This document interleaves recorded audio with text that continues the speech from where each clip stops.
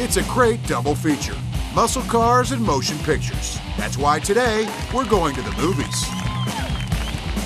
It's all right here. We know the classic films and we know the classic cars. And everyone has their favorites. Oh, baby, the king of cool. That's what Mustangs are all about, that movie right there. So grab your keys and the popcorn. I would have given one of my limbs for a new Trans Am in 1978. Now I'm going to take off in your car. You won't get too far. Because we're driving to the movies with Hollywood Muscle right now on Hot Rod TV. It doesn't get any better than that.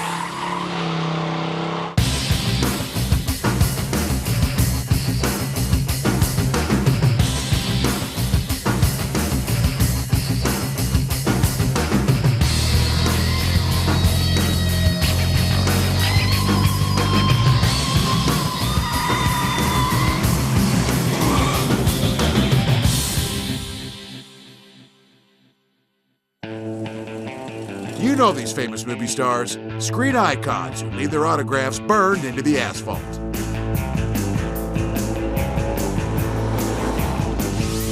You know, obviously the Bullet Mustang, the General Lee from that same time frame, the Eleanor cars of the Gone in 60 Second Days, the 56 in American Graffiti, and the two-lane blacktop cars. I mean, they go on and on and on. There's so many iconic cars that were born in movies.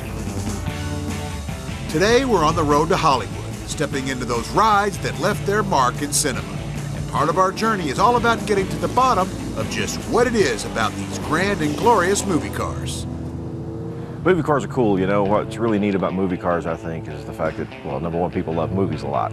But then people love cars too, so when you get to see some of your favorite automobiles in the movies, they take on kind of a larger-than-life persona. And then, so then there's this big, huge cult that follows movie cars around and makes them even more interesting.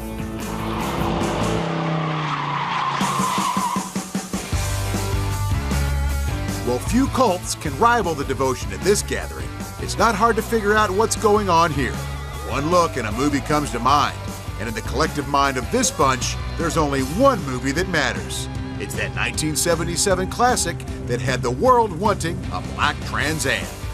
Yes, these are more than cars. They're symbols that instantly click with movie fans. Yeah, when you think of a Trans Am, the first thing people think about is Burt Reynolds in the Smokey and the Bandit movie. It just had this real black, big gold bird on the front, you know. I don't know, it just always had this weird mystique. And what a background that car has, and you know, when you see one now, you see a black Trans Am, you think of Smokey and the Bandit. Nothing better than a Trans Am T-top, run around. It's great, and what Smokey and the Bandit and Burt Reynolds did for that car was awesome. Actually, that was probably my favorite show ever growing up. My second car that I could afford was a Trans Am because of that movie. This is the Bandit Run, ending at one of America's great car parties. And here to greet them is a gal who knows a thing or two about overhauling a car. At the Year One Experience, AJ wants the lowdown on these devoted enthusiasts. You have the getup going on. Yeah, well, as she well knows, I think I am Burt Reynolds. You are Burt Reynolds, wow. Yeah, put me in this car on the highway on the way here from Texarkana, and I actually felt like, I was recreating some film history. It was a lot of fun. The fans here are intense, and some even arrive with their own news articles. This was a local paper that did a story on me before the Bandit Run since I was joining the run. And if you think this is just an American fascination, meet a man who drove and flew to this party. We're here at the end of the Bandit Run at the Year One Experience. I'm here with Steve, who came all the way from England. Been a big Smokey and the Bandit fan most of my life, so I thought, why not, By the way, as you can see, it isn't just a guy thing here at this celebration. It's nice and fluffy like Sally Field wore. There you go. That down a little bit. There you go. Down low. There That is a look. Now I'm going to take off in your car. Okay, because you won't get too far. I would have given one of my limbs for a new Trans Am in 1978. If that's the case, he's going to love to see what Year One is up to. They're about to present an updated, upgraded version of that legendary car. Stick around, because later they're unveiling one very special ride. Stay tuned for more Hot Rod TV.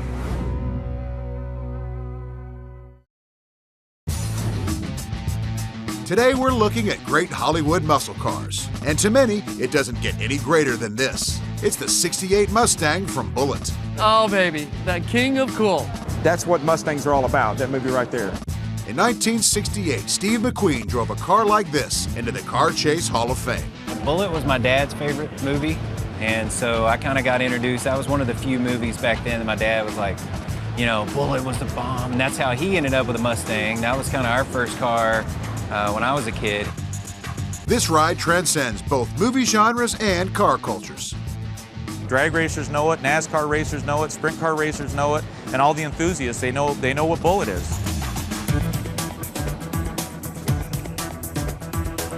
Well, if anyone knows what Bullet is, it's this lucky guy. His love runs deep, forcing him to obtain a perfect replica of the Mustang used in the motion picture. When I was a little kid, my parents took me to see the movie Bullet at a drive-in movie, and the movie was hard to understand for a 6-year-old, but I'll tell you, that car chase, seeing that Mustang flying up and down, and of course Steve McQueen driving it being really cool, I always knew I wanted one of these someday. That someday arrived, and now he drives this '68. The Mustang were all over the place in the 60s. Mustangs were everywhere, but Steve McQueen had a Mustang that was sort of the bad boy version. It was stripped of all its badging. It had those American racing wheels. It had that great big block exhaust note. So in a sea of Mustangs, that one stood out, and I think a case could be made that the Mustang that Steve McQueen drove in Bullet is the most famous Mustang in the world. That explains the reception he gets whenever he takes it down the road. Living in LA, there's a lot of people in the film industry who sort of know what the film is. So you get film people who think, oh yeah, that's the car from Bullet. You have car people who know that's a '68 Mustang and it's the car from Bullet. I get a lot of thumbs up, positive reaction. I took it on a road trip a couple years ago to San Francisco, and going down the freeway, it really kind of is a movie star on wheels.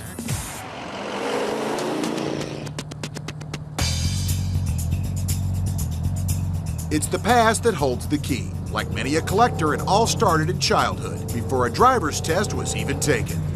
When I was a boy, I was really into cars and especially Mustangs. There were 2 Mustangs I wanted. My uncle's '65 4-speed coupe, which I now also own, and I wanted Steve McQueen's '68 Fastback. Well, I wasn't able to buy that actual car, but I've come as close as I can, and I think there's a little bit of Steve McQueen that anyone who has one of these likes to channel when they're out driving around in it.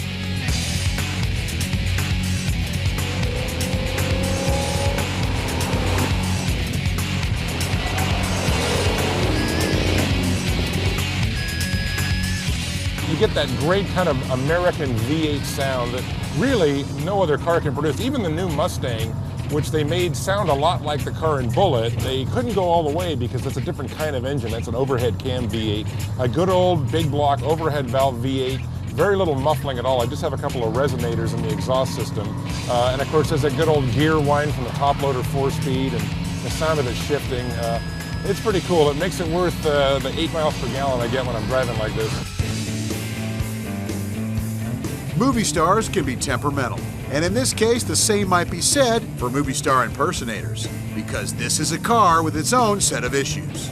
It's not a great car to drive by modern standards. I mean, sloppy steering, kind of sloppy brakes, but you know that you have the only car like this on the road. There's nobody else on this road right now, or probably within 20 miles of here, driving a '68 Mustang, let alone one that looks like the car that Steve McQueen made famous. There it goes as we speed down the road to even more of those great cars from the silver screen. Those high horsepower tributes to Hollywood muscle. They're all coming up right here on Hot Rod TV. So don't you dare go away.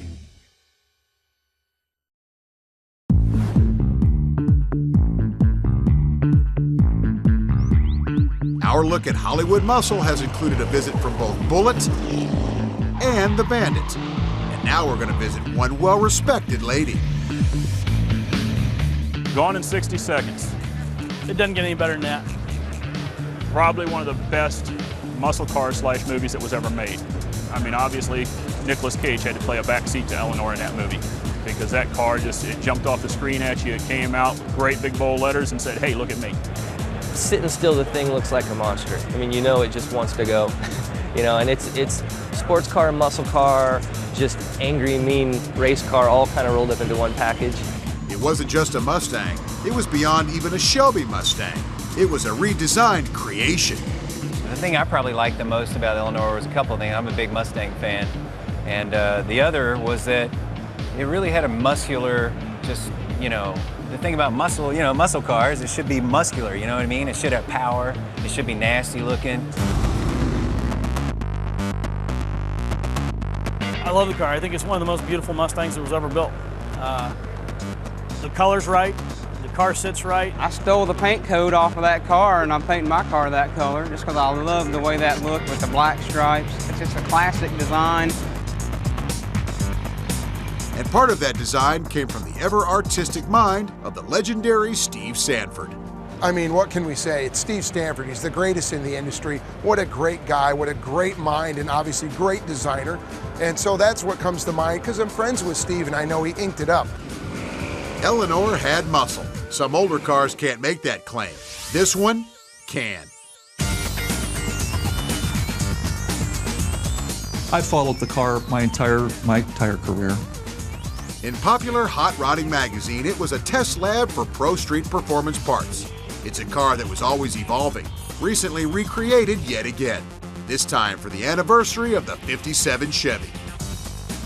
Yellow '57 Chevy, the one was in Hollywood Nights. Now there's a Hollywood movie that you haven't talked about. I think everything's marked against Project X. Hollywood Nights is probably my all-time favorite car movie. Some of the greatest actors in there, and just that car was just awesome in there, you know, yanking the front wheels, racing the Cobra, and it's been through so many transformations, and it's just stood the test of time. No matter how they build it, how they set it up, it's just Project X. And beyond Hollywood Nights, car guys know this ride. Very, very famous car, been around a very long time. I think it's really cool that that thing has been around so long and it still continues to be brought into that era of when they bring it back out from the mothballs and play with it and change it and all the rest. It's kind of like an evolving time capsule. Let's go back in our own time capsule when the newly reinvented Project X was completed at the GM Tech Center. It was a great moment for fans of the '57. Fantastic, guys. Fantastic. Fantastic. Then it was on to the SEMA show, where the car had a grand unveiling. Thank you for coming out. We've got one amazing car to share with you this morning. We're very excited about this. We've been working on this for a year. We launched our anniversary 427 big block crate engine. It has a long legacy behind it, 50 great years of Chevy big blocks based on the ZL1 all aluminum 427 big block. And there it was, Project X. I think we did a good job because everybody recognizes it as Project X and they're feeling very strong and powerful about the rendition that we created. It's begging to get out there and burn the tires. I think that's what's going to happen. You know, you uncork those headers and the thing just comes to life. You tromp on it and it's nothing but a big trail of tire smoke. That's what it's all about.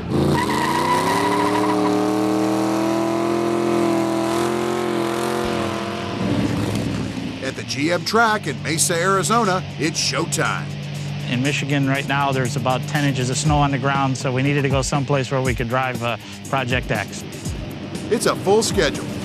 We're gonna hit the circle track, then we're also gonna run some of our longer straightaways, and we'll do some acceleration work with the car.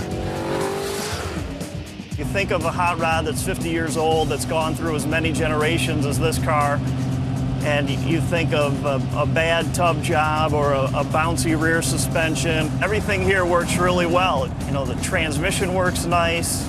The engine's got an incredible sound for a box stock crate engine.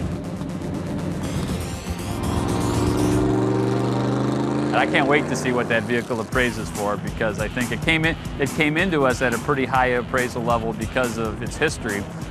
We made it better than it's ever been. Who didn't want a yellow '57 Chevy with a supercharged motor, you know, and, you know, yanking the front wheels off on the street? I mean, it was just the epitome of cars. I mean, I wanted one, I know that, and I wasn't a big '57 Chevy fan until I saw Project X. Coming up, a new Bandit and a lot more Hollywood muscle, all on the way, right here on Hot Rod TV.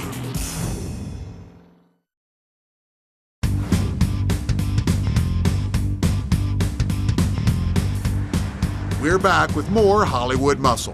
And what set of movie car memories would be complete without an even closer look at that Trans Am from Smokey and the Bandit? It's simply as a byproduct of my age and what was hot when I was a young teenager. And of course, the Bandit Trans Am was the #1 car at that time in 1977, 78, 79. And of course, Smokey and the Bandit, the movie in 77, was only second to Chewbacca and Han Solo. So, you know, for car guys, that was the car, and certainly the kids loved the star of the movie, both Burt Reynolds and the car, because they truly were the stars. Well, Kevin and his team have remade that star all over again, working with a screen icon to create the Burt Reynolds Edition Trans Am. And now, here at the Year One Experience, Kevin and AJ are about to present it. As the resident Banty Rooster said, we're about to unveil the Year One Burt Reynolds Edition Trans Am.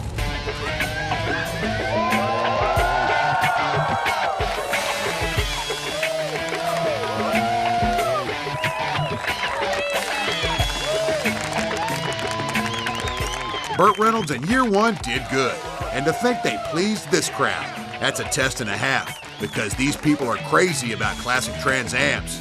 Let's get on out there and hear what they're all saying. It's just one monstrously cool car. I think Year One did a great job. You give them a stamp of approval. Absolutely. I really love the modern touches that they've added to the car. I like the modern interpretation of the snowflake wheels, the projector headlights, the racing seats. This car's so hot you could be as ugly where the family dog wouldn't play with you. But you could go buy this car at the Pontiac dealership and come back with a load full of women in 5 minutes. Well, the Burt Reynolds Edition Trans Am is now out of the cage and running loose. It's a car that enthusiasts like Kenny Wayne Shepherd know all about. You're seeing a really big trend right now in the hobby of people going towards customizing classic muscle. And, you know, people like to have their own personal stamp on their cars.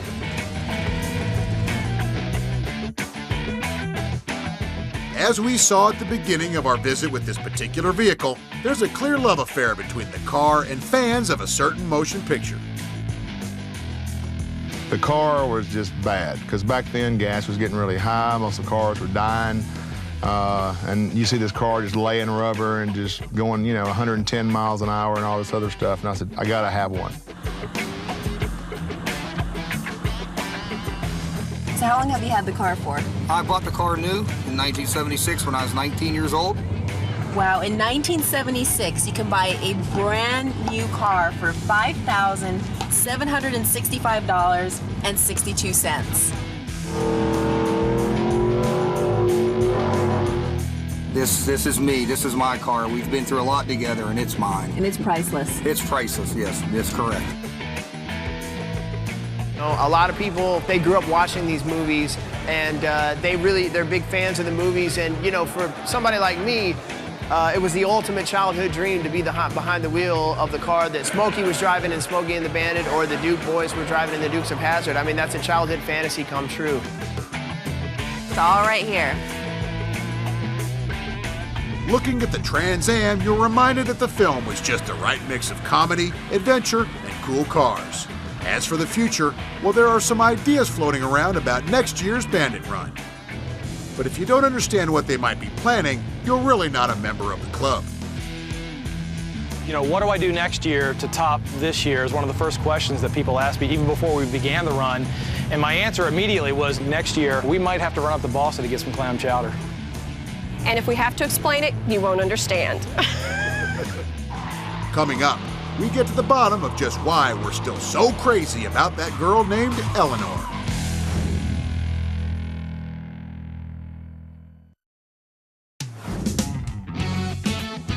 We're back with Hot Rod TV's look at pure Hollywood muscle, getting a sweet last look at that staple of the 70s, the black and gold Trans Am from Smokey and the Bandit. The Bandit car. Who grew up in the 70s that wouldn't have loved to have a Bandit car? Smokey and the Bandit, obviously, you always kind of want to envision yourself like Burt Reynolds, you know, as a kid. You're like, man, this dude's, you know, a wild man. And I think sales figures from 1977 to 1978 just about doubled because of the success of that movie. And of course, another great mix of movie and machine came with Gone in 60 Seconds, and that Shelby Mustang known as Eleanor. Well, you know, I'm a youngin', so Eleanor is the movie. Well, before Eleanor, there was another Mustang. The year was 1968. The film was Bullet, and along with Steve McQueen, the headliner was one very cool fastback, bringing the muscle into the movies. Well, I think it was bringing back that muscle sliding sideways, that horsepower. You're hearing the motor, you know, you're seeing him shift. You know, that brings it back to life, or what the feeling of a muscle car.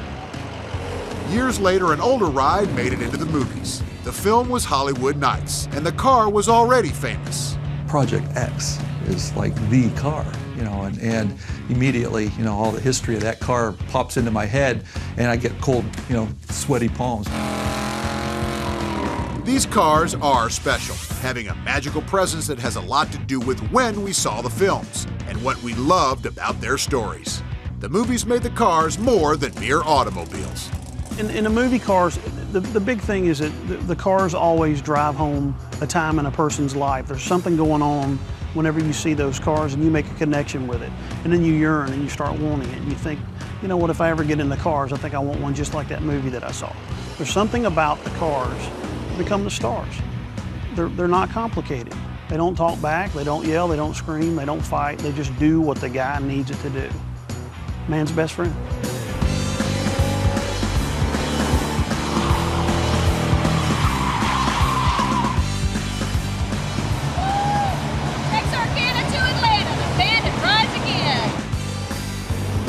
Fast cars and fun movies. How does it get any better than that? We'll see you next time, right here on Hot Rod TV. And until then, the balcony is closed.